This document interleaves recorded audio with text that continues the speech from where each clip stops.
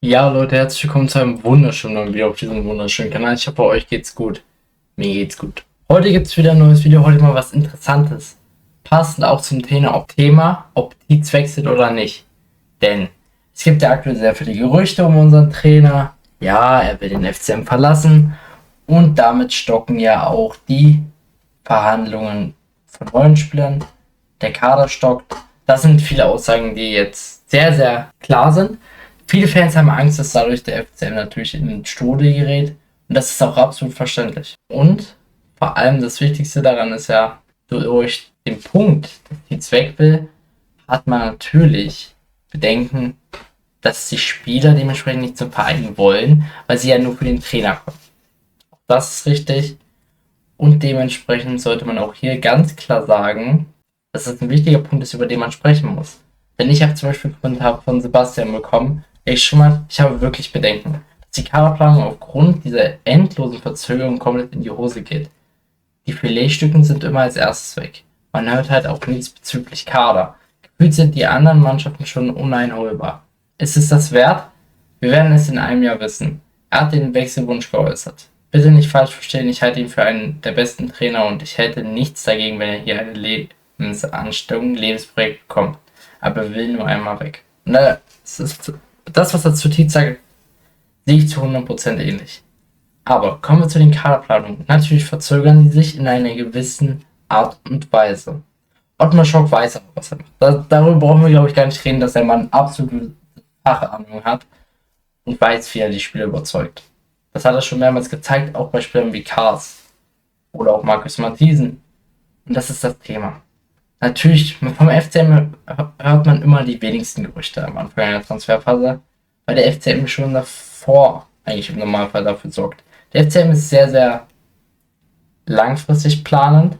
Das konnte man aber diesen Transfersommer nicht machen, weil man kurz vor dem Aufstieg stand. Das heißt, du musst anders planen. Deswegen auch der Transfer letzten Winter mit Pierre Njombe, der sehr, sehr früh war, weil auch Köln keine Transfers tätigen konnte. Dementsprechend haben wir jetzt die Situation, dass wir natürlich erst sehr, sehr spät in die Nähe der Saison planen konnten. Natürlich könnte man sagen, ja, die Spieler finde ich interessant bei Aufstieg, die Spieler finde ich interessant bei Nicht-Aufstieg. Du hast natürlich auch ein ganz anderes Standing jetzt. Du willst natürlich bessere Spieler holen als vorher, vielleicht nochmal Spieler mit mehr Qualität. Du kannst jetzt höhere Regale angreifen, auch mal von gewissen zwei Erstliga-Absteigern kannst du dann nochmal einen besseren Spieler holen als vorher, vielleicht von einem Zweitliga-Absteiger. Das ist ja alles das, was jetzt möglich ist. Jedoch ohne Trainerplanung. Keine gewisse Trainerplanung. Natürlich kann Ottmar jetzt sagen, ja, wir haben diese Spielidee, die wollen wir auch in Zukunft setzen. Welchen Trainer du jetzt bekommst, kann ich dir nicht sagen. Und dadurch spielt die ganze Mannschaft Poker. Das ist ein richtiger Punkt, denn niemand weiß, ob er sicher spielt. Von A bis Z, selbst Martin Kars weiß nach aktuellem Stand nicht, ob er in der Startelf steht. Nächste Saison, wenn er bleibt. Also überlegen die sich jetzt auch, was ist mit mir? Nach aktuellem Stand gibt es aber keine Gerüchte um den FCM. Und das ist der wichtigste Punkt hier am heutigen Tag. Denn der FCM hat den Grundkader, den besten Grundkader, wahrscheinlich den sie jemals hatten nach der Wende, womit du arbeiten kannst. Denn es ist fast nichts Wichtiges gegangen. Ausnahme Moel Hankuri und Livan Bocho. Sonst waren alle Spieler kein Stammbestandteil und auch die wichtigen Rotationsspieler sind geblieben. Und das ist der Punkt, warum auch noch nicht so viele Gerüchte sind. Du musst jetzt diese wichtigen Spieler holen. Und da gibt es nichts auf dem Markt, was du so laut aussprechen kannst. Vor allem, wenn von dem FCM meistens eher weniger Spieler gibt. Wie gesagt, zwei Spieler, die ich vorgestellt habe, unter anderem Krüger, die bekommst du mit. Das sind halt diese typischen großen Namen, die du immer mitbekommst. Diese kleineren Namen, so wie Falco Micha, hast du nie mitbekommen. Und sowas passiert dann auch. Deswegen, der FCM, ich bin mir sehr sicher, hat mindestens schon 2 Transfers eingetütet. Welche die sind, wissen wir nach aktuellem Stand nicht. Markus Matthiesen kam auch komplett überraschend.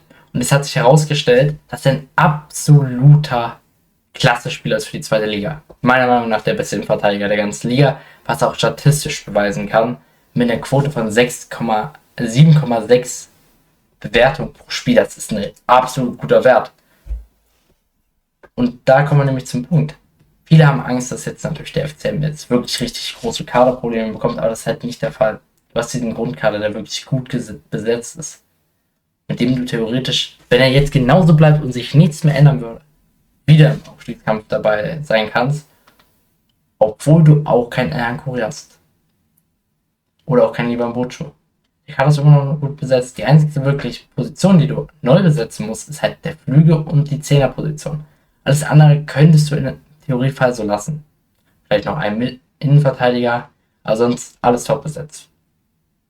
Das heißt, es kommt jetzt nur noch darauf an, wollen Spieler gehen, kommt noch Interesse von anderen Vereinen. Das ist ja erstmal der Punkt. Nach aktuellem Stand sieht das überhaupt nicht so aus. Nach aktuellem Stand hat kein Spieler Interesse zu gehen. Natürlich Robert Leipertz, Andi Hoti, da muss man schauen, was passiert. Gleiches gilt für Alexander Marusic, die ganzen Laien, die zurückkommen, damit kann man noch nicht aktuell planen. Aber das ist ganz normal. Ich denke auch, dass Robert Leipertz noch verabschiedet wird demnächst. Also bin ich mir sehr sicher. Andi Hoti könnte das auch der Fall sein. Alexa auch. Deswegen abwarten und Tee trinken. Zudem haben wir einfach ein gutes Scouting-Abteilung. Man hat es gesehen, es werden gute Spieler gescoutet. Mit Florian Krüger und auch Claudi. Also sind wir da auch schon gut ausgestattet. Und der FCM ist zu 100% dabei, Spieler zu verpflichten. Wir haben meistens das immer erst vor der ersten Trainingseinheit, dass da der Spieler auch vorgestellt wird. Meistens auch mehrere Spieler Tage hintereinander. Also das soll wir dann einmal eine Woche Verlängerung und neue Spieler haben. Das macht der FCM ja schon klug, um so einen gewissen Hype aufzubauen. Und ja, deswegen brauchen wir uns wirklich keine Sorgen machen nach aktuellem Stand, dass wir jetzt sagen, okay, durch Tietz, da müssen wir jetzt zittern, weil der wirklich alles verzögert. 100% macht er das in einem gewissen Maß, aber nicht komplett entscheidend für die Kaderplanung. Das müssen wir so sagen. Denn man ist auch an den Spielen dran und wird die eine oder andere verpflichtet haben. Vielleicht auch schon vor dem Tietz-Gerücht. Denn das gehört auch dazu, dass man einen Spieler vorpositioniert und dass er vor allem die Art, wie Ottmar Schock arbeitet und auch lebt. Deswegen hat man ja auch schon mit Heber und Nürnberger sehr, sehr früh verlängert. Auch das waren gute Transfers, beziehungsweise gute Verlängerungen. Gute Transfers werden noch kommen, bin ich mir sehr sicher. Das werden wir auf dem Zettel haben. Solange Gerüchte kommen, werde ich direkt vorstellen. Also, wie gesagt, die Kaderplanung ist nicht stockend. Die ist sehr, sehr gut. Das ist halt wirklich, ich glaube, viele verwechseln das halt. Oh mein Gott, wir müssen doch jetzt mal endlich was holen. Nein, das ist nicht unbedingt der Fall. Weil wir einfach schon einen guten Kader aufgestellt haben, der wirklich sehr, sehr stabil ist. Also musst du keine Angst haben, da irgendwelche Fehler zu machen. Jetzt ist einfach die Angst, weil wir wirklich sonst immer 12 Abgänge hatten. Ich glaube, letzte Saison hatten wir 16 Abgänge im Sommer. Nach aktuellem Stand sind es bei uns 6. Und wir bekommen 3 Line zurück. Das heißt, wir haben 3 Spieler weniger im Kader nach aktuellem Stand. Also wir brauchen wirklich keine Angst haben. Es werden auch nicht so viele Spieler kommen nach aktuellem Stand. Ja. Also macht euch nicht so viel Sorgen.